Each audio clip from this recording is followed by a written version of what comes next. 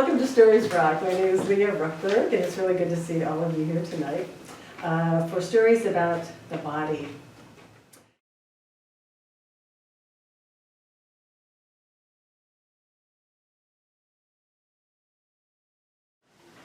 Okay, our last reader. Deb Sperling was born and raised in New York City by at least 3 rabbis, an undertaker, and a Jamaican minister. Deb recently left her job at RIT to devote more time to her health, writing, and she helps travel. She is currently working on a memoir about sex, death, and South America. A little known, we gotta get together. A little known fact about Deb is that she and her husband Pablo, have been caring for a friendly little squirrel, Rual, who lives in the tree outside their window. And they are proud to announce that Rual recently became a mom, and they are very much looking forward to meeting their new grand squirrels. Deb will read Life Lessons from Dead Bodies.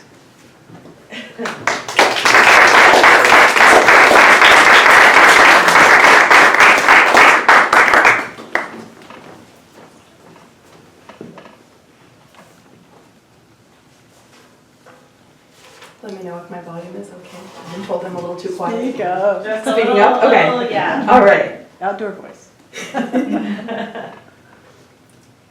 They say you can't put a price tag on a human life, but I beg to differ.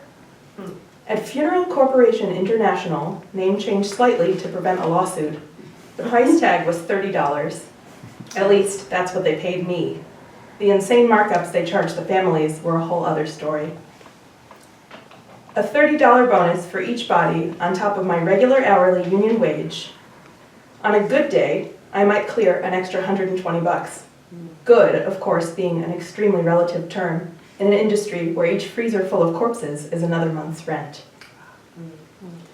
I wasn't a licensed funeral director. I didn't do embalmings or plan services or put lipstick on corpses for a living. Instead, I was the muscle. A professional deadlifter, if you will. I was tasked with driving the van, chauffeuring the real funeral directors to the place of death, and helping them move the body. Usually I'd take the legs. They were always the lighter half. Dead people's heads are surprisingly heavy. Together, we'd put the person on a stretcher, wheel them back to the van, and take them from the apartment, nursing home, hospital, or city morgue back to one of a few dozen funeral homes in the New York metro area. Most of the funeral directors were pretty blasé about the work after years in the business, but for me, each dead body was a life lesson.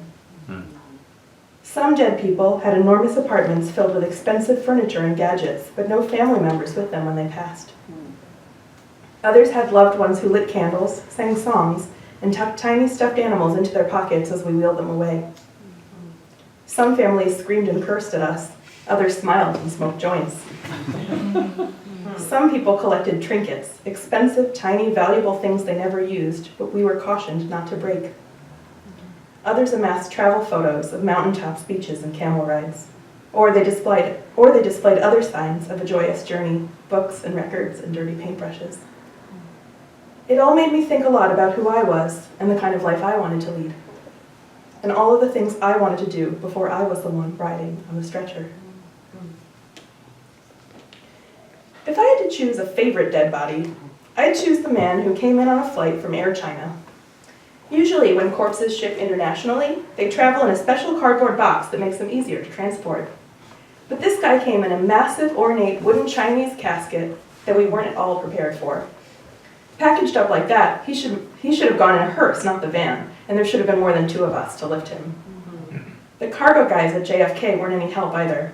They had parked the forklift so the casket was perpendicular to the van's narrow trunk and refused to turn it around. Then they just stood there smoking their cigarettes and watching us impatiently. It took me and my coworker Ray Ray a good 20 minutes of straining and grunting to get that box into the van. When we got him back to the chapel and opened up the casket, there was a passport, a big one with one of those inserts full of extra pages. And there were so many stamps. If there was a country I'd barely heard of, this guy had been to it. In that moment, I made a decision. I was going to be a travel person, a travel photo person.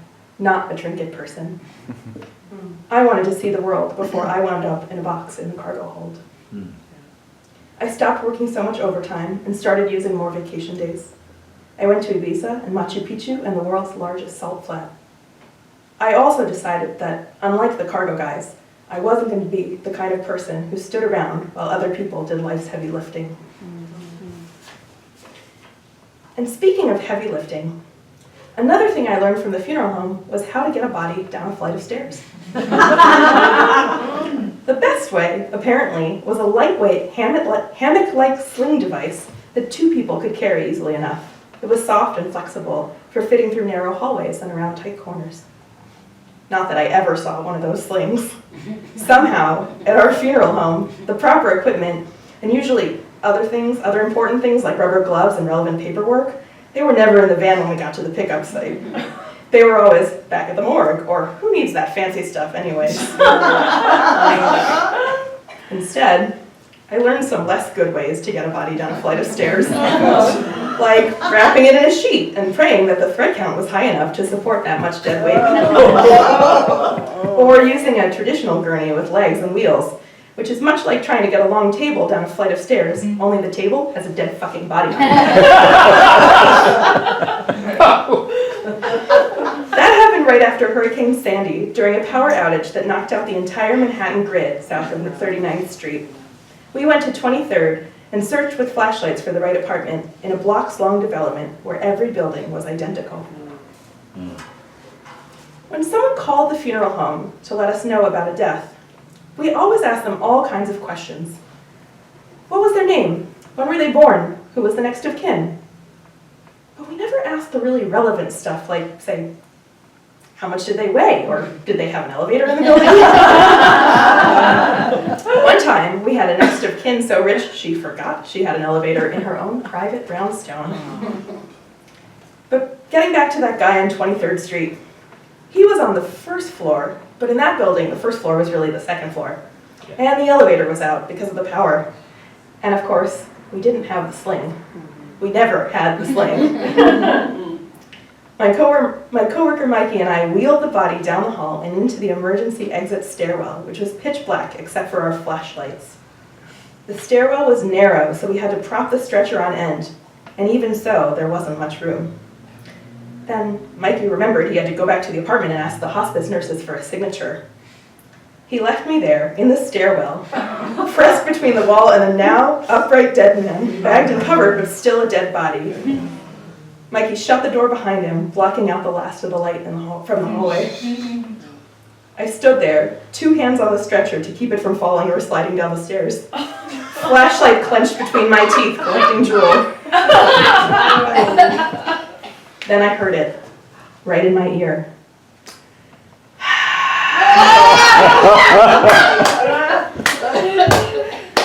Life lesson there. Everybody gets a little gassy sometimes, even the dead.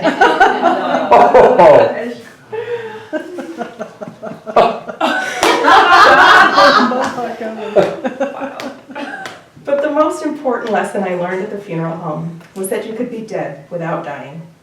You could get up, go to work, go home, go to bed, wake up, rinse, and repeat, decade after decade, never ever doing that thing you always really wanted to do. You could die without ever having lived. You could collect stuff instead of experiences. You could be a trinket person. Most of my coworkers were trinket people. They collected vintage cars and country houses and 11-course dinners at Per Se. They worked more hours so they could buy more stuff, but few, if any, seemed happy. Some did it just for the numbers, in a competition to see who could make more overtime. One bragged about having $2 million in his checking account, but lived off cold canned beans because he couldn't think of anything or anyone to spend it on. They say you can't put a price tag on a human life, but how many toe tags did it take him to reach $2 million?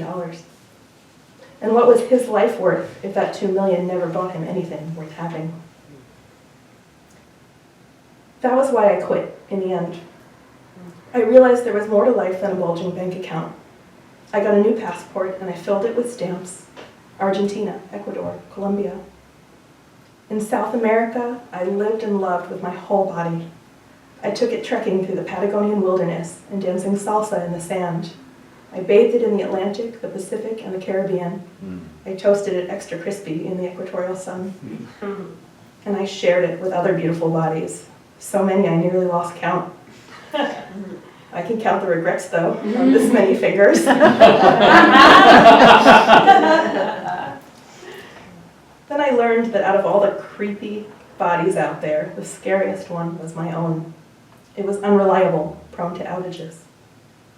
The arteries in my neck were weak and easily torn. If I wasn't careful, I could have a stroke at any moment. I was told not to travel, and for a while not to even move my head. I spent over a week in the ICU and months in bed at my parents' apartment. Not dead, but not living either. As soon as my body was useful again, I moved it to Buenos Aires, and on vacations I took it to Uruguay, Chile, Brazil. Eventually, I got one of those inserts for my own passport with all the extra pages. But in Argentina, my body failed me again and again after that. Another torn artery meant hospitalization, then release, and an order of blood thinners, extra strong, to go. An ovary went astray, inviting death instead of new life. I passed out from the blood loss. When I regained consciousness for the third or fourth time on the second floor of my apartment, the paramedics were there, only they didn't have the sling. No one ever has the sling. Who needs that fancy stuff anyway? They were standing over me, impatient, arguing about how to move me. I guess maybe if someone had offered them an extra $30, they might have tried a little harder. But I knew how to get a body down the stairs, even when it was my own, and no one was paying me. I scooted down, butt first, and hoisted my own flesh onto the stretcher, did my own heavy lifting. That's just what I was trained to do. They say you can't put a price tag on a human life, but I'd say I have a good idea just how much a healthy body is worth. I couldn't tell you the exact figure off the top of my heavy head, but it's a hell of a lot of air miles.